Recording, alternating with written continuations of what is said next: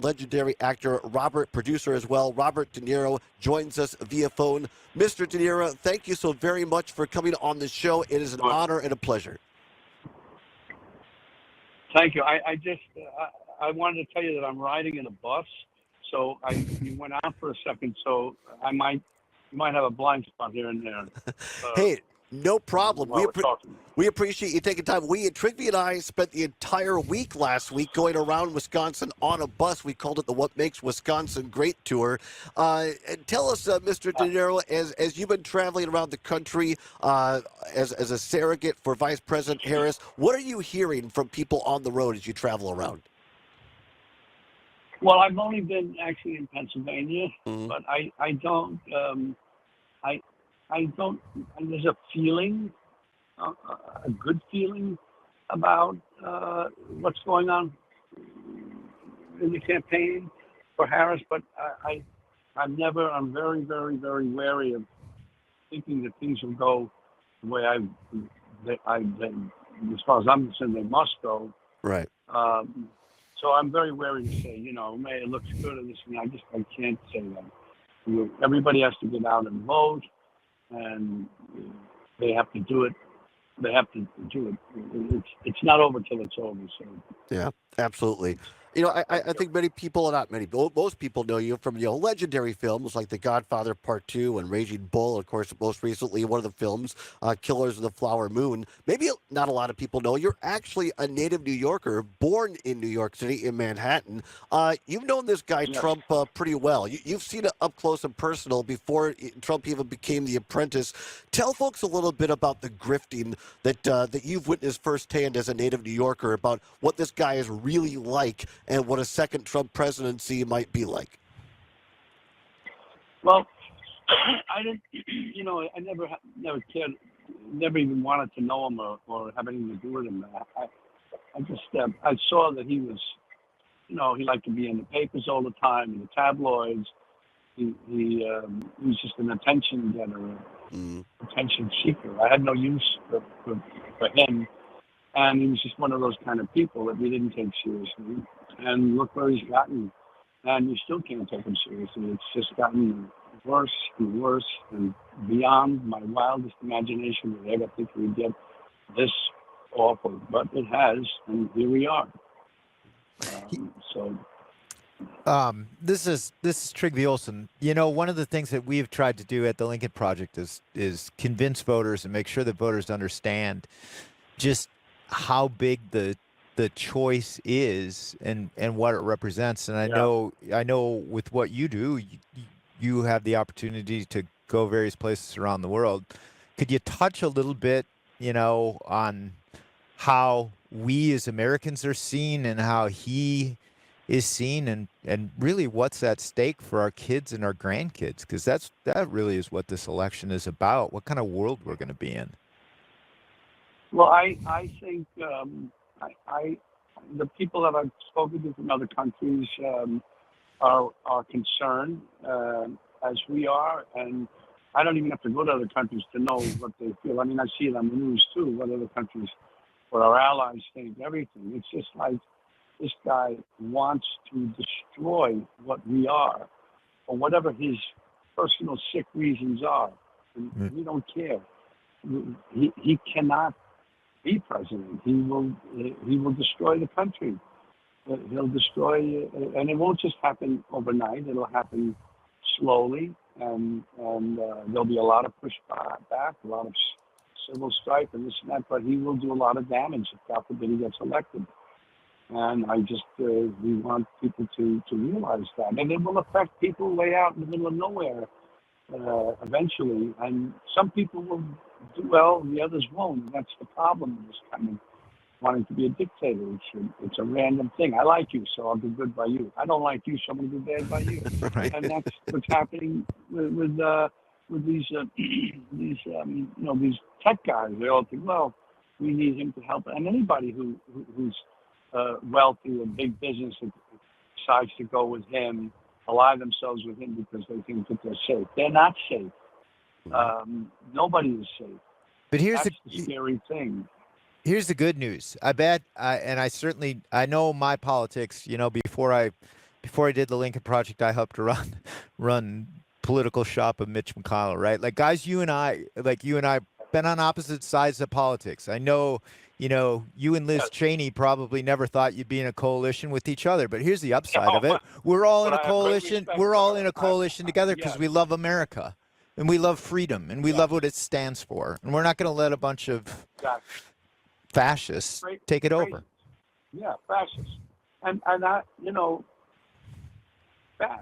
fascist is a word to a lot of people. I think not even sure they kind of know what it is, but it's not good. No. We don't want that, and that's not what this country was ever intended to be, a fascist nation. And as I say, it'll trickle down to everybody. Bottom line is, and especially women's rights. I mean, look at that now. Right. He hasn't. We hope to God that he won't win this election, that Kamala Harris will.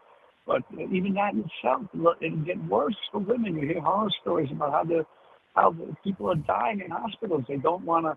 Women who the doctors are afraid to help them. This is insanity. This is insanity. Yeah. We're talking with the legendary actor and producer Robert De Niro right now, who's joining us, so kind to take time with us as he travels through Pennsylvania on a bus. Mr. De Niro, you had such great films, legendary award-winning films. Well, I think one of the lesser ones people might not associate with you. But one of my favorite works that you had was a movie called Wag the Dog from 1997 with the great Dustin Hoffman. You played Conrad Bean, a spin doctor, and you played him brilliantly. Now, Trigvy's actually been a spin doctor of sorts on campaigns before, but I mean, in that film, this guy is saying, well, this is nothing. Can you ever imagine, could you, as an actor, as a producer, if someone had pitched you the Trump story, what we live in 2024, it's almost unbelievable. You'd say, well, that's too on point, and never make the movies. No, it would never make a movie as a script. It would never make a movie. There was a book written by Sinclair Lewis in the mid to late 30s called "It Can't Happen Here," but he was a Republican guy who was president, and it's different, but just similar. You just said it can't happen here. That title in itself. I don't know why, as a kid, I read it, and then I reread it, after Trump was elected. And look, it can happen. Yeah. And in some ways, it did happen with his first term, and it can't happen again. It just can't happen. And I think that people have to realize what a dangerous situation it would be to ever be president again. I don't even know how he was even elected in the first place. That's something else. But how he was even, I don't know how we do this. You make some kind of there have to be a certain criteria to make you eligible to even run for the presidency. There's got to be something. The laws, I'm sure, hopefully will be put into effect that can sort of screen this craziness. It never should have been. I mean, we saw it in New York, we see it and stuff, but it's just like crazy.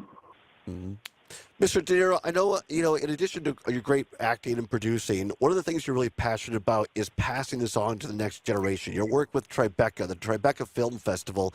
And talk a little bit about what you're seeing in your work with younger people in the film industry, in acting, and how that kind of inspires you, to the next generation, and why we need a president like Kamala Harris to ensure those opportunities exist. Of course you can't. Yeah, I mean, it's unimaginable with someone like Trump. I love young people, to work with them, and it's exciting and it's fun, and I do it through Tribeca and whatever else I can do in my way. As far as relating it to, say, a Trump presidency, it would be a very strange, weird struggle. It would still be there, but that's just a small example of what would be in store for us as Americans if someone like this became president again, Trump. Yeah. Talk to us a second, if you would, just about your take as someone who knows the industry so well on the media, because I think as we approach, I mean, we're doing we're independent. Civic Media is an independent news and radio and digital media operation in Wisconsin. But as people watch these election results come in tomorrow, what's your take as someone? I know you're not in the news necessarily, but as someone who's been in the media who knows this, the trust.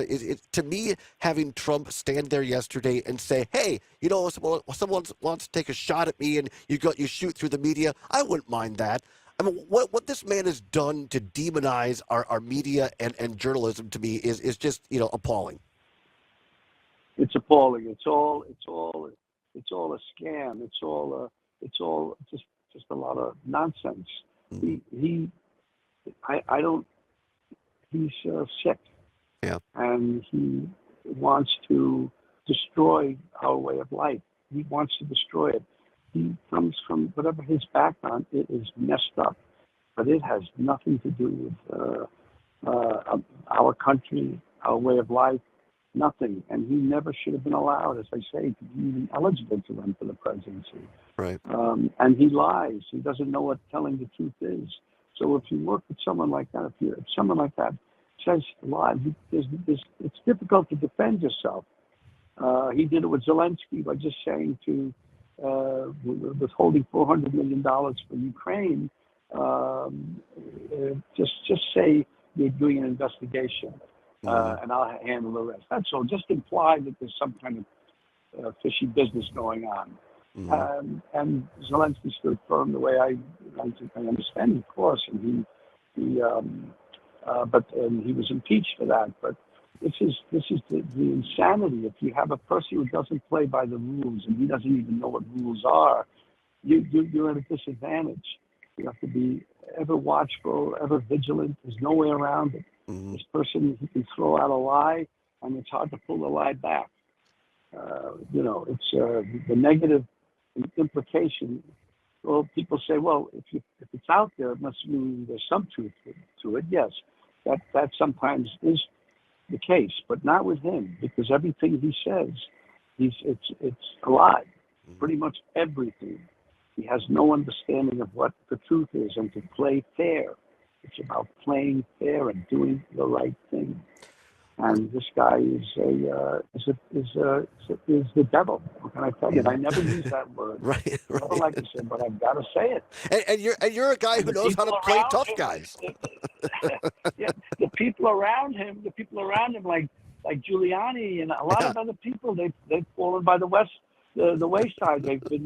They've been tainted, and I'd say 90% of the people around him are tainted, unless they find a way out, which doesn't affect them in a negative way. But Robert, you get into his orbit, you're in trouble. Robert De Niro, thank you so much thank you for being so gracious with your time, and thanks for giving us such wonderful memories on the screen. We really appreciate your time, and safe travels out there around Pennsylvania State. Thank you so much. Thank you.